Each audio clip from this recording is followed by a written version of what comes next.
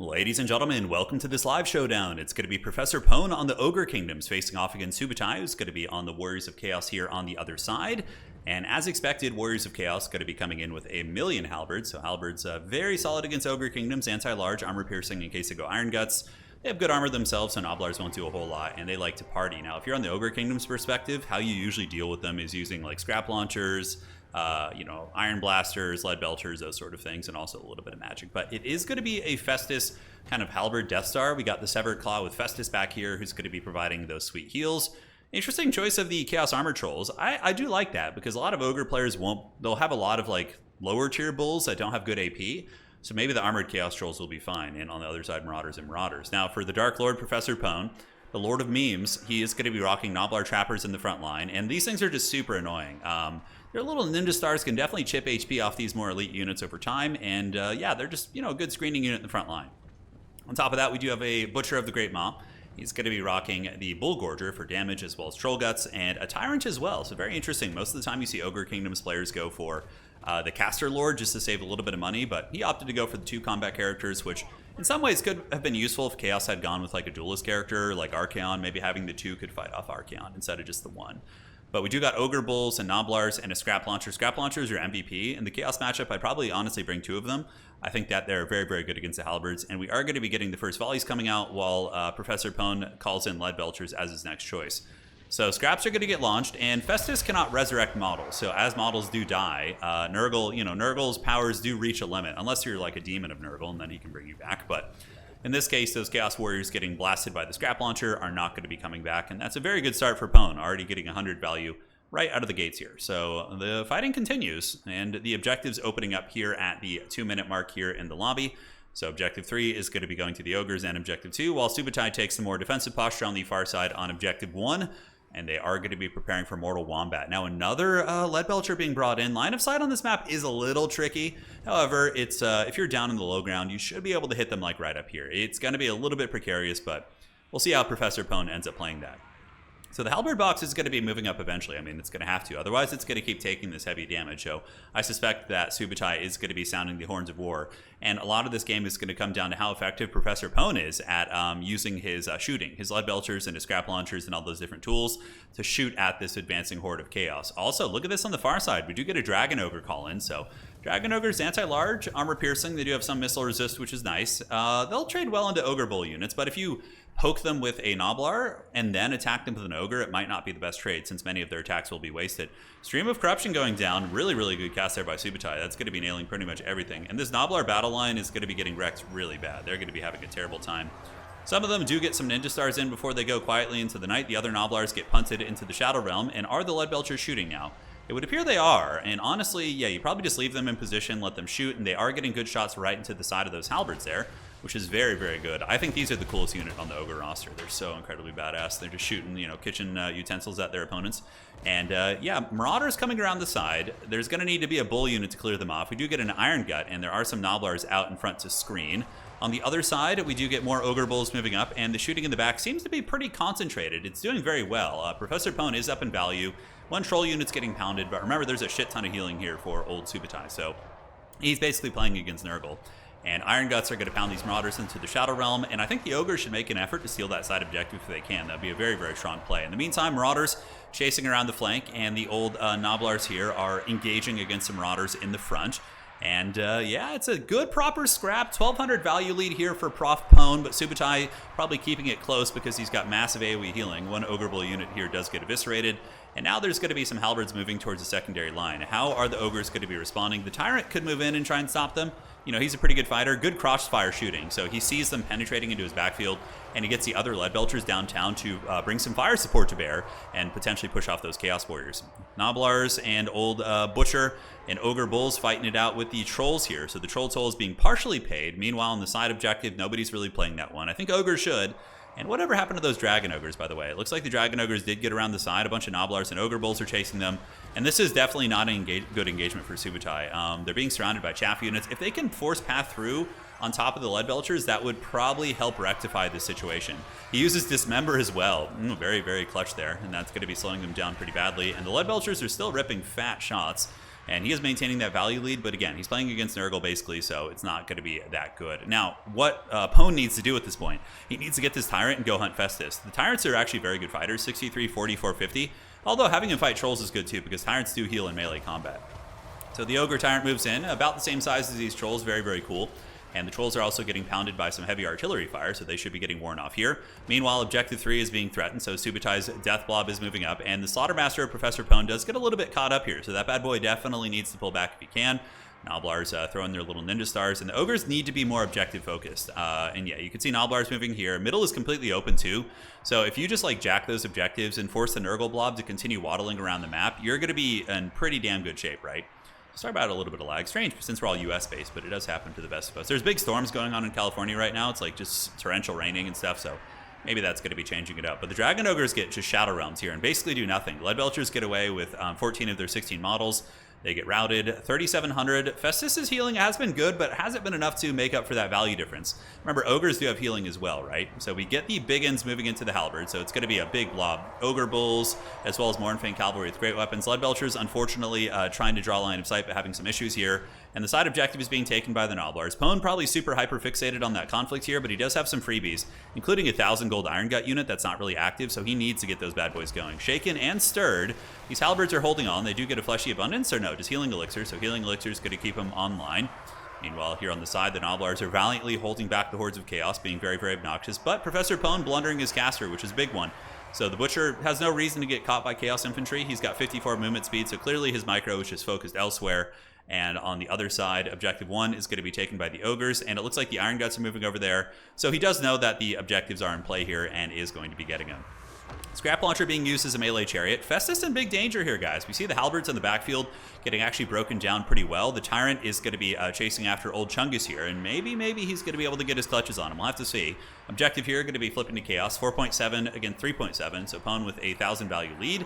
I don't know if he's gotten any good cost-effective healing this game, but overall, I would say it's going to be a pretty close grab. The side point gets grabbed, and then from there, I would imagine the Ogres will maybe move up here, but oh, we do see some Marauders with Great Opens coming, and some Chaos Warriors, but the problem is, for old Subutai, is this Iron Gut could solo both those units easily, and there's also going to be some Saber Tusks getting brought in, and those guys are pretty solid fighters against Chaff units too. So big blob fight going down here, Trolls getting broken. The Tyrant has been an absolute Chad this game, dude. He's just been getting into the pits, you know, belly bumping these bad boys, been doing great, and yeah, it's looking all right for the Ogres. See a lot of Trolls routing off. Iron Gut's going to be engaging against Dragon Ogres. Not going to be an amazing fight for the Iron Guts, but since the Dragon Ogres are so beat up, it might be okay. And looking at the middle objective, still completely in the control of the Warriors of Chaos. Over here, though, we're going to get Saber Tusk and Noblars doing their aggression, and yeah, these guys need to move to the middle and grab that point. Couple Lead Belchers still online. Looks like they are shooting. That shooting is withering. It's been doing so much DPS over the course of the game against these troll units. And I actually do like this Tyrant. He's been pretty Chad. Harbinger or Pestilence being turned on. Interesting choice by Subutai. I think that's a mistake because it does more dissension damage, but against low model count units like Ogres, it's pretty shit. So typically you're going to want to use that against like Noblar Hordes, but I don't think you really need it as much. He's probably going to switch back to the Healing Elixir soon. And yeah, we do see Healing Elixir, so okay. He just wanted to clear out Noblars if he could.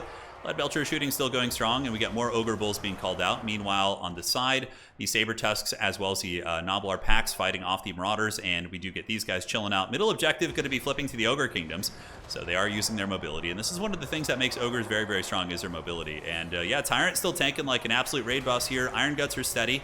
They've almost beaten down these Dragon Ogres who've been really benefiting. And oh, look at the Noblar flank. So Pone comes around the back with the triple Noblars, getting a ton of Ninja Stars right into the back of these Chaos Warriors as well as these Trolls. And the withering shooting from these Ogre units has been absolutely amazing this game. He's been positioning them like an absolute champion here. Lead Belcher's ripping shots away while Festus tries to move into the secondary line. You better be careful. Festus could get gooned. And it looks like a couple Ogre Bulls do have their sights set on him, and they could do good damage. He only has 30 armor, but really good melee defense, so we'll see how this fight unfolds here. But middle objective has gone to the Ogre Kingdoms, and side objective might go back to Chaos. It looks like the Saber Tusk pack is going to be running out of steam.